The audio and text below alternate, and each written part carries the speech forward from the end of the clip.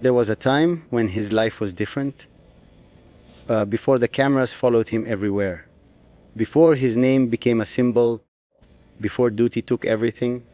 There was a woman, not the one chosen by the palace, not the one in official records, someone else, someone who knew him when he could still choose freely. And what happened between them is a story the world was never meant to hear. But today, I'm going to tell it, not with names, not with accusations, but with truth. Because some love stories don't end with marriage, they end with sacrifice. Let me take you back to a time when Fazza wasn't yet the crown prince everyone knows today. He was younger, freer, still discovering who he was beneath the weight of expectation. And in that space, that small window before responsibility fully closed in, he met her. I won't tell you her name, not because it's a secret, but because naming her would turn a feeling into a scandal. And this isn't about scandal. This is about a moment when love felt possible. She wasn't from a royal family. She didn't grow up inside palaces. She didn't understand the language of protocol. She didn't care about titles. And that was exactly why it mattered.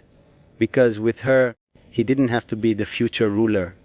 He could just be a man who wrote poetry, who loved horses, who felt things deeply but was never allowed to show them. With her, he didn't have to perform. He could simply exist. And for someone raised inside constant observation, that freedom was everything. They met quietly, not at a royal event, not through formal introduction, through life, the kind of natural meeting that happens when you're not looking for it, a conversation that lasted longer than expected, a connection that felt effortless, a realization that someone saw you, not the crown, not the future, just you. That recognition changed something inside him, because for the first time, he felt understood without explanation. Love in royal life doesn't announce itself. It grows in stolen moments. Late night phone calls, messages sent carefully, meetings planned in spaces where cameras don't reach. It wasn't reckless, it was careful. Because even then, he understood the rules. He understood that his life had limits, that some connections, no matter how real, would never receive approval. But understanding doesn't stop feeling, and he felt deeply.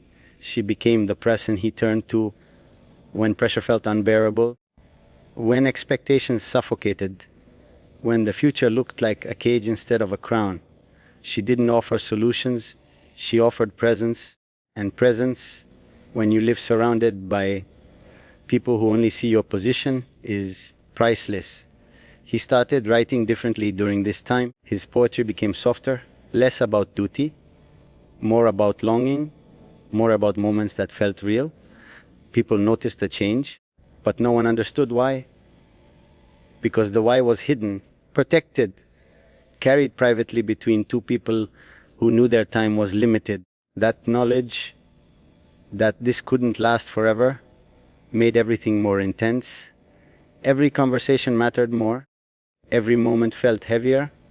Every silence carried weight, because they both knew. This wasn't a beginning. This was an intermission, a brief pause before reality arrived. The pressure didn't come suddenly. It came gradually, reminders of responsibility, questions about the future, conversations about marriage, the kind of marriage that would serve the family, not just the heart. At first, he resisted quietly, not openly, because open resistance would have created confrontation, and confrontation in royal families never ends well. So he delayed, he found reasons to postpone, focused on other responsibilities, stayed distant from the palace when possible. But delay is not escape, and eventually time ran out. The decision was made not by him, for him, an arranged marriage to a woman from a trusted family, a woman who understood royal life, a woman chosen for stability, not surprise. Sheikh Shaka bint Said bin Thani al Maktoum. The announcement would come. The date would be set, and everything else, everything personal, would have to step aside. He didn't fight it, not because he agreed, but because fighting would have changed nothing. Royal marriages are not debates, they are conclusions, and conclusions, once reached, are final.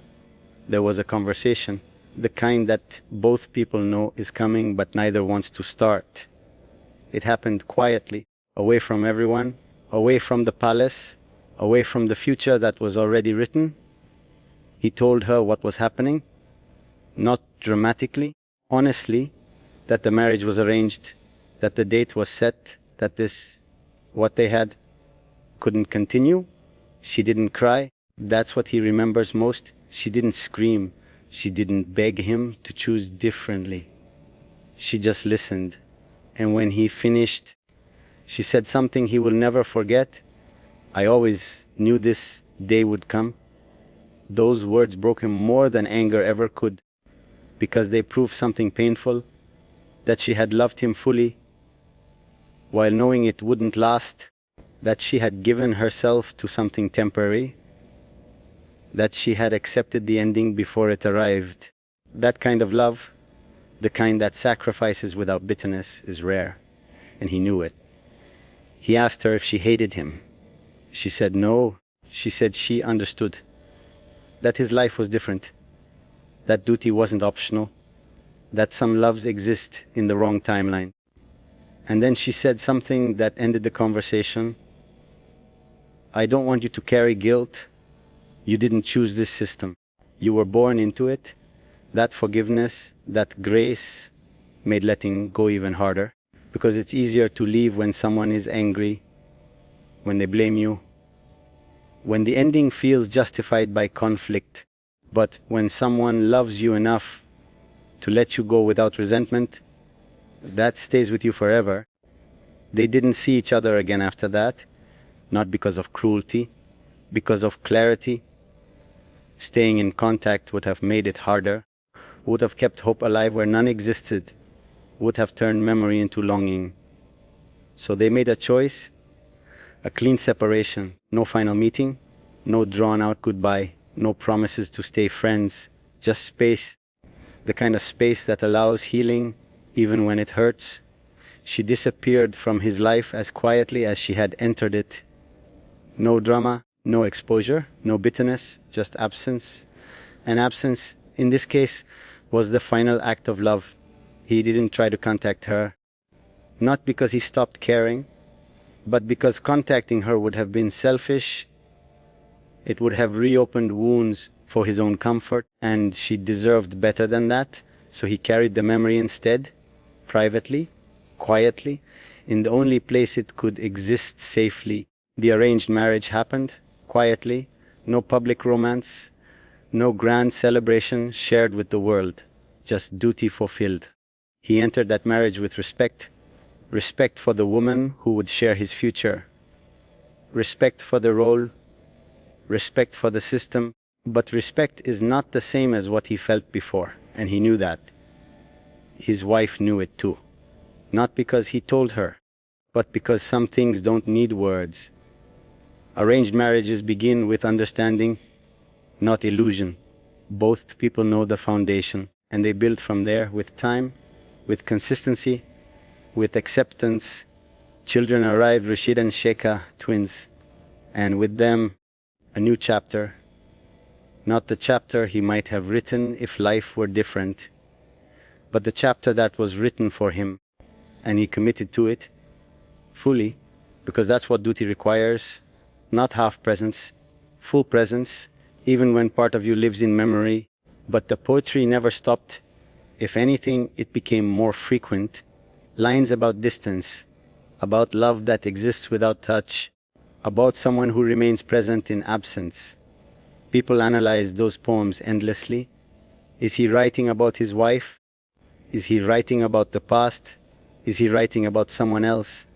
The truth is, it doesn't matter, because poetry is where truth can exist without identity, where emotion can be expressed without consequence, where memory can live without disruption.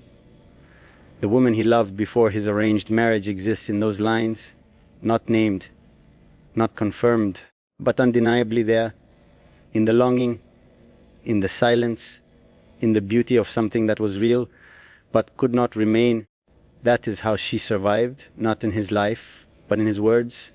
And words, unlike people, can last forever. The woman Fazza loved before his arranged marriage was real. She wasn't a rumor. She wasn't a scandal. She was a chapter that existed when love still felt possible, before duty closed the door, before the palace made the final decision, before his life became what it is today. She mattered.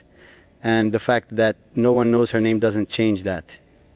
It protects it, because some love stories are not meant for public consumption. They are meant to be carried quietly. Remembered privately, honored in silence, Fazza's life moved forward. He fulfilled his role, he married, he became a father, he leads. But somewhere inside, there is still a part of him that remembers. The part that experienced love without conditions, the part that chose freely before choice was taken away. That part doesn't disappear, it simply learns to coexist with duty.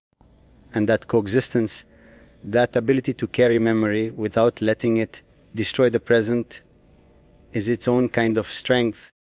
The woman he loved before his arranged marriage taught him something royal life never could. That love is real, even when it cannot survive, and that lesson shaped the man he became, not publicly, privately, in the quiet spaces no one sees.